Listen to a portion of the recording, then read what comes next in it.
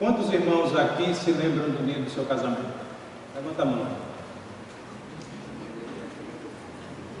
Se você estiver ao lado da sua esposa, diz a data para ela para ver se você sabe.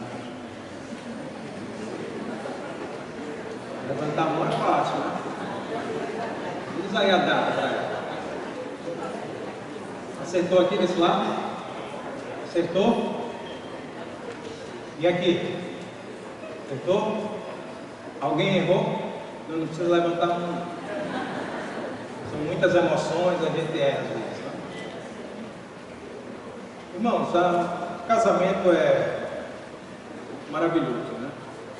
Mas tem um dos momentos mais significativos, e para mim um dos momentos mais significativos do casamento é o momento dos votos, né? Quando os cônjuges se comprometem um ao outro a estar ao lado em todo o tempo, né? Seja na saúde, na doença, na alegria, na tristeza, na riqueza, na pobreza. Quando um fala para o outro assim, olha, eu prometo dedicar todos os meus afetos conjugais a você. Vamos fazer de conta que estivéssemos aqui em um casamento. O casal de noivo está aqui na minha frente. Eu pergunto para a noiva, fulana, você aceita cicrano como seu esposo? Ela assim, diz sim. Então repita comigo. Meu querido cicrano, eu prometo a você, diante de Deus, diante das testemunhas, diante de toda esta congregação, ser uma esposa fiel, estar ao seu lado em todo o tempo e dedicar a você e somente a você todo o meu amor. E aí ela dissesse assim, peraí, pastor, aí não, tem que ser só a ele. Quantos casariam numa situação dessa? Quantos casariam numa situação dessa? Deixa eu olhar para os jovens aqui, os jovens que estão namorando, levanta a mão aí. Bastante jovens namorando. Namorar é bom, né? Então você jovem, você lembra do dia em que você foi pedir a sua namorada em namoro? Né? Tomou aquele banho, não que você não tome banho todo dia, mas tomou banho, né? Colocou aquela roupa especial, perfume especial. Aí você vai ao encontro da sua namorada, né? Aliás, da garota que você quer namorar, e você chega para ela e diz assim, olha, eu quero namorar você. E ela diz, tá bom, eu aceito namorar você, mas me diz uma coisa, tem que ser só com você? O que é que você diria para ela? Claro que tem que ser só comigo, óbvio, né? Seu time do coração, final do campeonato amazonense, Rio Negro e Nacional. Aí o goleiro do Rio Negro vai dar uma entrevista. Aí ele fala assim, olha, eu jogo no Rio Negro, mas eu sou nacional de coração. Vocês, torcedores do Rio Negro, o que pensariam uma hora? Irmãos, nós não entramos em nenhum relacionamento sem que esse relacionamento tenha exclusividade. Não é verdade? Nós exigimos exclusividade. O texto que nós vamos ler, em suma, vai mostrar um Deus que demanda ser exclusivo na nossa vida. Um Deus que exige na nossa caminhada com Ele, na nossa devoção a Ele, exclusividade. Vamos ler o texto que está em Êxodo, no capítulo 20, versículos 1, 2 e 3.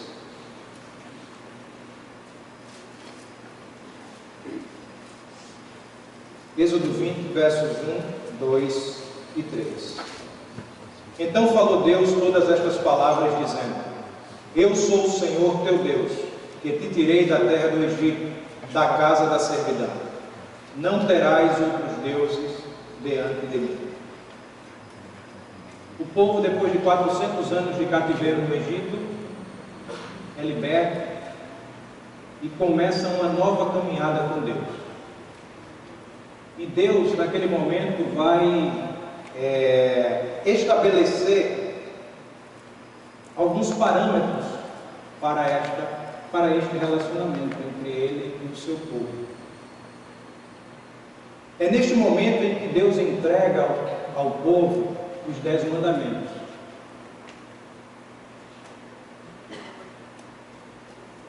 Que se fossem obedecidos pelo seu povo naquela época, e se forem obedecidos por nós hoje, nos trarão grande alegria. O Senhor já começa dizendo o seguinte: olha, se nós vamos ter um relacionamento, se nós vamos ter experiência juntos, se nós vamos caminhar juntos, é necessário que vocês saibam que eu exijo exclusividade. Em alguns momentos, a palavra de Deus vai nos mostrar, vai nos trazer, vai nos revelar o relacionamento entre Deus e o seu povo, usando a figura, usando a ilustração do casamento. Por exemplo, lá no livro do profeta Oséias, Deus dá uma ordem ao profeta para que ele se casasse com uma prostituta, a fim de que o povo pudesse entender o quanto o coração deles havia se afastado de Deus. Em alguns momentos, no livro de Jeremias, Deus fala em relação ao povo de Israel, chamando o povo de Israel de sua esposa. O apóstolo Paulo, quando ele escreve aos Efésios, falando sobre o relacionamento entre marido e mulher, ele finaliza o capítulo 5 e ele diz o seguinte: olha, em verdade eu falo isso em relação a Cristo e a igreja. Então, em muitas partes da Bíblia nós vemos essa analogia, essa ilustração que Deus utiliza. Bom, se é o próprio Deus que faz esse relacionamento, que Ele faz essa ilustração, dá esse exemplo, é importante que nós saibamos que não existe relacionamento, não existe casamento bem sucedido se não houver exclusividade. A igreja é a noiva do Cordeiro que aguarda ansiosamente pelo casamento. Algumas semanas atrás, o pastor Norte esteve pregando aqui e ele fez uma analogia muito interessante, quando ele, em relação a Cristo e a igreja, ele usou a ilustração do casamento judeu, quando o noivo vai à casa da noiva, paga o dote e retorna à casa de seu pai para preparar ali o quarto, preparar uma casa, para que eles morem, enquanto que a noiva fica aguardando aquele tempo, e esse tempo pode durar até um ano. E é justamente o que a igreja está aguardando, como noiva de Cristo está aguardando a volta do Senhor. Então nós ansiamos isso, que Jesus Cristo retorne como nosso noivo.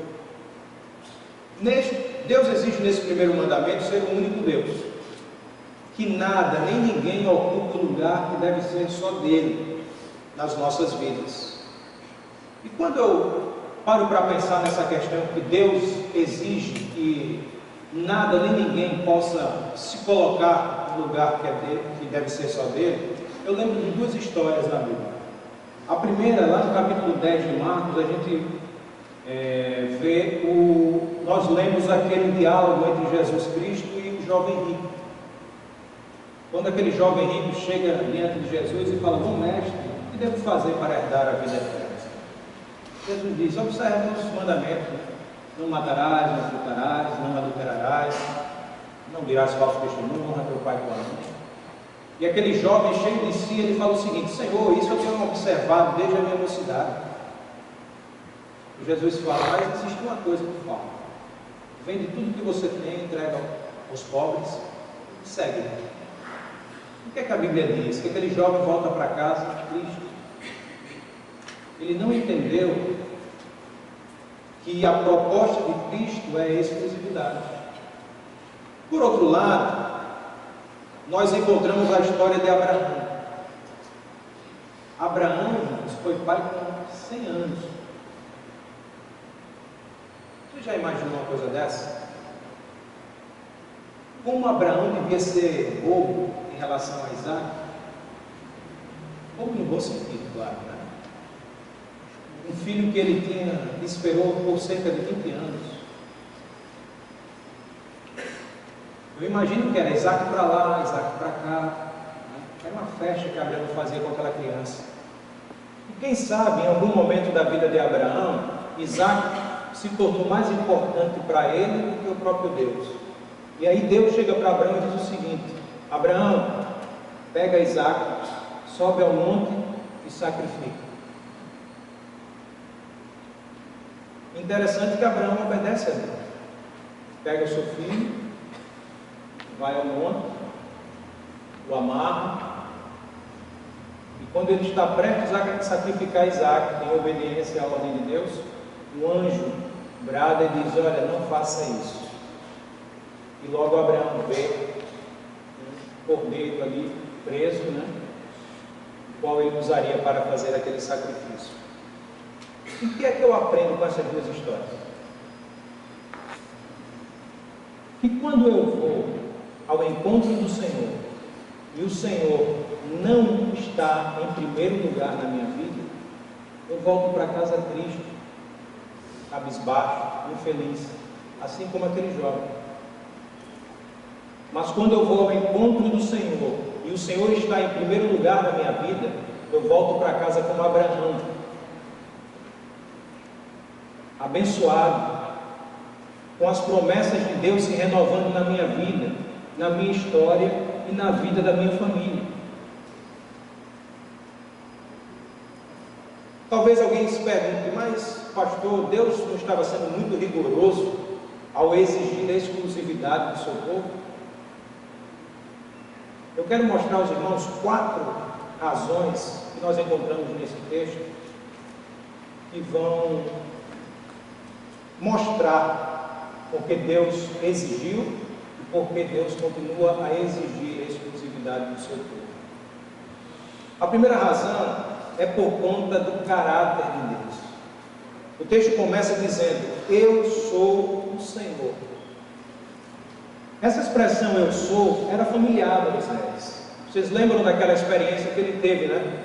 Quando ele viu a sarça ardente, ele se aproxima, né, e começa um diálogo com Deus, e Deus diz: olha, eu tenho ouvido o clamor do meu povo no Egito, e eu tenho escolhido você para ser o libertador do meu povo. E aí, depois daquele diálogo, Moisés fala: mas Senhor, quando eu chegar lá diante do povo e me perguntarem quem foi que te enviou, como é o nome dele, o que direi? E Deus diz ao povo que o meu nome é Eu Sou. Mas Deus poderia dizer: o meu nome é Eu Tenho. Ele não tem todas as coisas?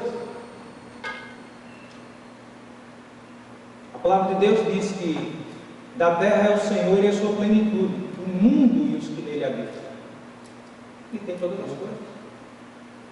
Ou então Deus poderia ter dito: meu nome é Eu Posso. Ele não pode todas as coisas? Ele mesmo disse: operando eu, quem impedirá? Mas ele disse: o meu nome é Eu Sou. E essa lembrança do caráter de Deus, quando Moisés ouvia essa expressão Eu Sou, trazia pelo menos 2 verdades ao coração dele. A primeira verdade é que o Eu Sou é o Deus que age no deserto. Lembra que Deus falou para Moisés: olha, chega diante de Faraó e diz: deixa o meu povo ir me adorar e me servir no deserto. Os egípcios acreditavam que os seus deuses só operavam na parte fértil da terra, às beiras do rio Nilo. O Nilo, quando transbordava e as águas baixavam, toda a beirada do Nilo era onde os egípcios usavam para plantar e para cultivar. Eles acreditavam que os seus deuses só operavam ali.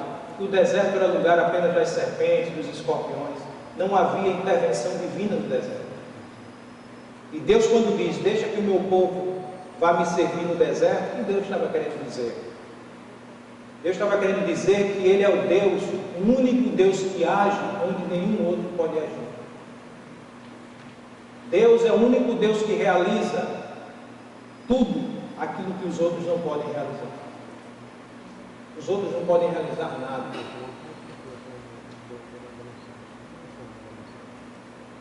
Às vezes estamos passando por problemas muito grandes e às vezes ouvimos a expressão: olha, isso aí só Deus pode fazer. E nesse momento que nós ouvimos isso, ao invés de nos ficarmos preocupados, ansiosos, com medo, devemos glorificar o nosso Deus. Devemos exaltar o nome do Senhor, porque o nosso Deus é o Deus que age no deserto. A segunda verdade que vinha ao coração de Moisés, por causa dessa expressão eu sou, era que o eu sou era maior do que os deuses do Egito. Irmãos, aquela experiência das 10 pragas ali não foram experiências aleatórias. Faraó não vai deixar o meu povo livre não? Então eu vou lançar ali todas as pragas ali, tudo que for ruim eu vou jogar em cima do Egito. Não, Deus tinha um propósito em cada uma daquelas pragas. Deus tinha um propósito de desbancar cada uma daquelas divindades e ensinar ao povo que só Ele é o Senhor. O rio Nilo, como eu já falei, o Nilo, quando transbordava e as águas baixavam, na beirada do Nilo era onde se plantava, onde se cultivava. E na cultura egípcia, o Nilo era cuidado, era guardado por um casal de deuses chamados Ísis e Osíris. Eram os deuses da fertilidade. E aí Deus manda a primeira praga, transforma as águas do Nilo em sangue. O que Deus mostra com isso? Esse Ísis e esse Osíris não são de nada. Eles não estão fazendo nem o que eles têm que fazer, que é cuidar das águas do Nilo. Não são de nada. Depois existia um Deus chamado Hathor, que era um Deus que tinha uma cara de rã. E o símbolo, aquele símbolo de bênção, ele era responsável por guardar a terra da devastação. E aquele símbolo de bênção, naquele momento, se transforma em um símbolo de maldição, porque tinha rã para todo lado. As rãs invadiram as residências dos egípcios. É o que diz a palavra do Senhor. Depois existia um outro Deus chamado Sebi. Ele cuidava do pó da terra. E é justamente do pó da terra que Deus levanta os piolhos. Eu estava falando, olha, esse Sebi também não é de nada. Depois existia um outro Deus que tinha uma cara de besouro. Ele era responsável por guardar o povo, guardar a terra das pragas das moscas. E é justamente a praga das moscas que Deus envia. Depois existe uma deusa chamada Tifon, era a deusa da saúde. O que é que Deus faz? Manda úlceras. A Bíblia diz que todos os egípcios ficaram doentes. Onde está a deusa que cura? Depois Deus manda para afrontar uma deusa chamada Xó, que era a deusa da atmosfera, a deusa da tempestade. Deus manda a chuva de pedra, Saraiva. Deus manda. Deus, um por um, estava desbancando cada uma daquelas divindades. Depois Deus atinge a deusa Serápia, responsável por cuidar das plantações, do verde do Egito. Deus manda a praga dos gafanhotos. A Bíblia diz que os gafanhotos destruíram tudo aquilo que a chuva de pedra não havia destruído. Os gafanhotos. Depois o Deus Ra, o Deus Sol. Deus fala, esse Deus Ra também não é de nada. manda a praga das trevas. As trevas eram tão densas que podiam ser palpáveis. E por último, irmão, um Deus que era considerado um Deus vivo no Egito, que era o próprio Faraó.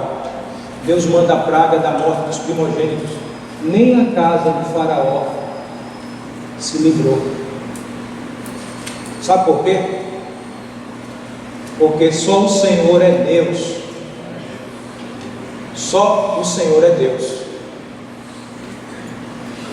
Irmãos, nós não servimos a um Deus fraco, não. Às vezes eu me vejo aí algumas pessoas, alguns cristãos, com medo de certas coisas, com medo de mal olhado, com medo de feitiço, com medo de macumba. A gente não deve ter medo dessas coisas, não. Nós temos que ter confiança no Deus que nós servimos. A gente não precisa sair aí desafiando. Não precisamos disso. Mas não precisamos ter medo dessas coisas. Ô pastor, meu vizinho do lado de casa faz uns trabalhos aí, que eu soube, já matou bem uns 6. Posso ficar... Não, a gente não deve ter medo disso, não. O Deus que nós servimos é um Deus todo-poderoso. Lembra da história de Elias contra os profetas de Baal? 800 profetas contra Elias. Elias tinha um segredo. Eu aprendi esse segredo há algum tempo atrás. Eu quero ensinar para vocês, para quem não sabe. Elias sabia que com Deus é sempre maioria.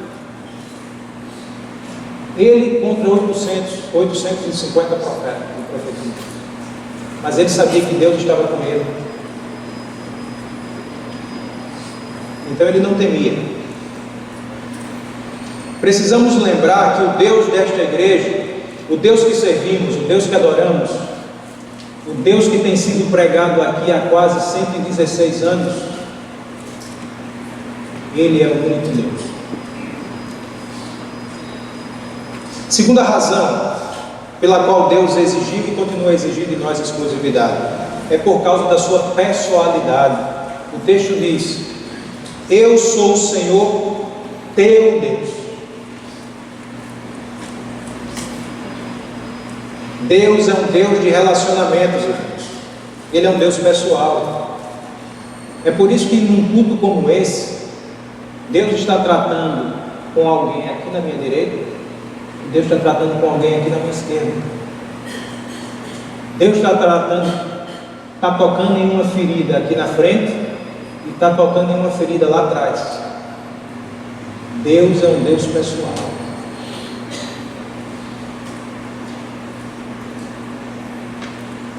Esse Deus tão grandioso, tão maravilhoso, Ele é o teu Deus. Ele não é um Deus que apenas criou as coisas, deu uma corda e está sentado assistindo as coisas acontecerem. Não, o nosso Deus, Ele não assiste a história, Ele escreve. Deus não nos trata por lote. Deus não nos trata no atacado. Deus não nos trata na multidão. Deus nos trata individualmente, porque Ele é um Deus pessoal. Talvez vocês já tenham lido aquela expressão, quando diz assim: olha, o Deus de Abraão, o Deus de Isaac, o Deus de Jacó. Por que não está escrito o Deus de Abraão, Isaac e Jacó? Economizava, né? Nossa leitura até deve ser mais rápida. O Deus de Abraão, o Deus de Isaac, o Deus de Jacó, indica relacionamento. A maneira de Deus tratar Abraão foi uma, a maneira de Deus tratar Isaac foi outra, a maneira de Deus tratar Jacó foi outra, a conversão de Saulo foi uma, a minha conversão foi outra, a sua conversão foi outra. Nós não precisamos invejar a conversão de ninguém. Nós não precisamos invejar a forma que Deus está tratando a vida de ninguém, porque Deus, Ele nos trata individualmente, pessoalmente. Ele é um Deus pessoal. Eu gosto da expressão de Davi quando ele diz lá no Salmo 23: o Senhor é meu pastor, nada me faltará. Paulo, quando escreve aos Filipenses, capítulo 4, verso 19: o meu Deus, segundo as suas riquezas em glória, me suprirá todas as suas necessidades. Ele é o teu Deus. Terceira razão, porque Deus exigiu e exige de nós exclusividade, é por conta da sua ação. O texto diz: eu sou o Senhor, teu Deus, que te tirei da terra do Egito, da casa da servidão. Foi Ele que tirou o povo da terra do Egito. Quantos de nós aqui, irmão, já não passaram pelo Egito, que era a terra da servidão? Quantos de nós aqui já não foram escravos dos maus hábitos, dos maus costumes, dos falsos deuses, dos nossos próprios pecados, das mentiras? Quantos? Mas a Bíblia diz que Deus tirou o povo da terra do Egito com mão forte. Aí, certa vez, o pastor Norte teve domingo passado aqui falando da questão do testemunho, né? E um amigo meu uma vez estava me contando que uma outra pessoa, um membro da igreja dele, foi contar para ele como é que tinha sido o seu testemunho de conversão. E aí o irmão falou o seguinte: pastor, eu estava perdido, mas um dia eu ganhei um sabonete. E aí comecei a tomar banho com aquele sabonete, lavava minha cabeça com o sabonete, e aí os pensamentos já foram mudando, né? Minha cabeça foi abrindo, comecei a tomar banho, lavar também meu peito, e aí meu coração foi abrindo, fui ficando mais tranquilo. E aí o pastor fala assim: sim, irmão, mas e daí? Ah, pastor, e daí que depois de um mês eu me converti. Mal sabia eu que aquele sabonete era ungido. Aquele irmão, ele dava crédito à sua experiência de conversão a um sabonete, e não a Deus. Precisou aquele pastor falar para ele: olha, meu irmão, quem te tirou da terra do Egito não foi o sabonete ungido, não, foi o próprio Deus. Já pensou se essa moda pega? A gente podia oferecer para aquelas pessoas que falam palavrão, palavras torpes, bala benta, né? Deixava umas balinhas bentas lá fora, chupava uma balinha. Irmãos, quem nos tira da terra do Egito, da terra da servidão, é Deus. Por isso que ele diz: não terás outros deuses diante de mim. E a quarta e última razão é porque se eu e você o temos como Deus, não precisamos de mais nada. Salmo 16, verso 2 diz o seguinte: a minha alma disse ao Senhor: tu és o meu Senhor, além de ti não tenho outro bem. Tem coragem de falar isso para Deus? Tu és o meu Senhor, além de ti não tenho outro bem. Eu sei que tem muitos irmãos aqui por motivo de trabalho, precisa viajar, né? E aqueles que têm criança pequena em casa, talvez já tenham notado, já tenham tido esse tipo de experiência. Eu dificilmente eu viajo sozinho, mas eu me lembro, eu fiz uma viagem a Maceió para visitar meus pais alguns anos atrás. E quando a gente retorna de viagem, e tem criança pequena em casa, quando você chega, a primeira coisa que os seus filhos, suas crianças olham é para suas mãos. Querendo o quê? Presente, né? Mas a minha esposa olhou para o meu rosto. Querendo quem?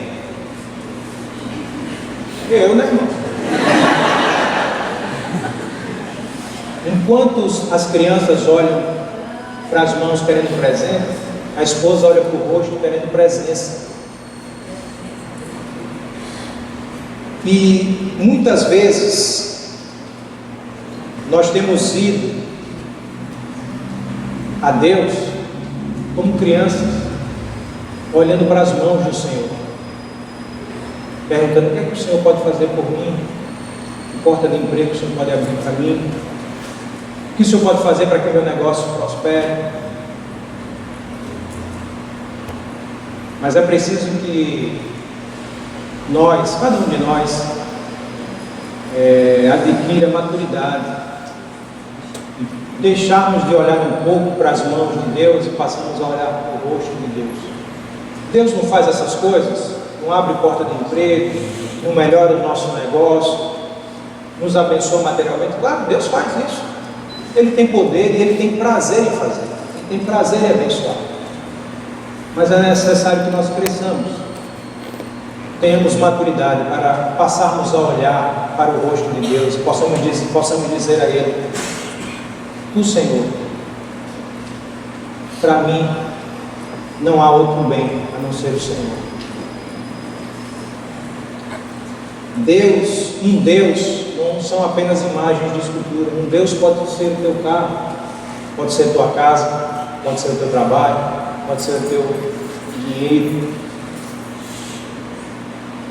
Às vezes nós ouvimos: mas irmão, você não tem vindo à casa do Senhor, não tem vindo adorar o Senhor. Ah, pastor, é porque domingo é o único dia que eu posso ir na minha casa de praia, onde eu posso ir na minha casa de campo. Se eu não for lá, o rapaz que eu coloquei para cuidar de lá vai ficar usufruindo da casa. Eu tenho que usufruir da bênção de Deus. Aí não vem no domingo, não vem no outro, não vem no outro, não vem nunca. Ou às vezes pode ser o seu carro, né? Eu soube de uma história, não aqui, soube da história que tinha um irmão que ele tinha o sapato que ele usava na rua e o sapato que ele usava dentro do carro. Quando ele entrava no carro, ele trocava de sapato para não sujar o carro. Alguém entrar no carro dele comendo, nem no porta-mala. Por quê? Se tornou um Deus.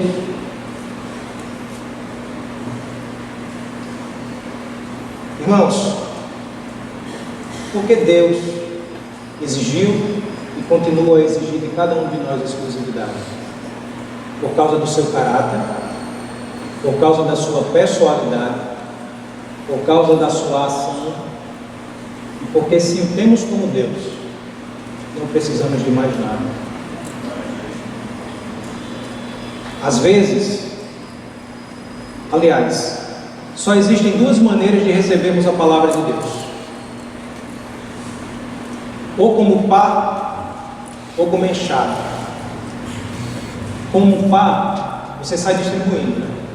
Você recebe a palavra de Deus e sai distribuindo. Está vendo? Aquela palavra ali foi para aquele irmão que tem aquele carro ali que ninguém pode tocar. Toma! Essa daí foi para aquela irmã. A casa dela é só fora da casa dela. A casa dela é tudo de bom. Fala mais, Jesus. E aí sai distribuindo. Ou então nós recebemos a palavra de Deus como enxada. Enxada, você marca a terra assim, puxa para você. Marcou, puxa para perto. Irmãos, essa palavra aqui não tem nada a ver com quem está sentado aqui à minha direita, quem está à minha esquerda, quem está aqui na frente, quem está lá atrás. Essa palavra tem a ver comigo, tem a ver com cada um de vocês, com cada um de nós. Deus exige de nós exclusividade. Amém? Amém. Talvez nós vamos cantar agora e eu queria fazer um convite, não posso deixar de fazer esse convite a você que tem ouvido a palavra do Senhor já há algum tempo, mas não tomou ainda uma decisão ao lado de Deus. Eu quero dizer uma coisa para você. Deus está te convidando nesta manhã e Ele diz uma coisa: Ele não está apenas preocupado em ser o Deus dos teus pais, o Deus dos teus filhos, o Deus dos teus amigos, dos teus vizinhos, dos teus irmãos. Ele quer ser o teu Deus. Ele quer ter experiências, quer te dar experiências, quer caminhar junto com você. Se você entende que reconhece que é pecador e que precisa do Senhor na sua vida, enquanto nós estivermos louvando e cantando, exaltando o nome do Senhor, vem aqui à frente. Terei prazer em orar por você, porque Deus quer ter um relacionamento pessoal com você. Que Deus nos abençoe.